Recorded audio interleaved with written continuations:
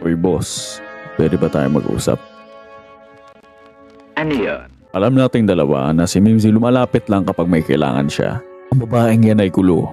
At sino nakakaalam kung anong klaseng demonyo at sino ang kinutuban niyang gago para tumakbo sa iyo ngayon? Hindi naman ito mga bagay na hindi ko kayang solusyonan. Huwag kang mag-alala, Haska. Sino ba naman may matanong isip ang lalaban sa akin? Ibig kong sabihin, matagal ka nang wala. At di naman alam ng kahit sino kung bakit. At hindi nila kailangang malaman. At huwag mong gamitin yung mabalahibo mong utak sa tungkol doon. Inaari mo kaluluwa ko, hindi ako putang inang alaga mo. Pero ikaw nga. Malakas magsalita yung isang nakasakadena din. Aha! Anong sinabi mo?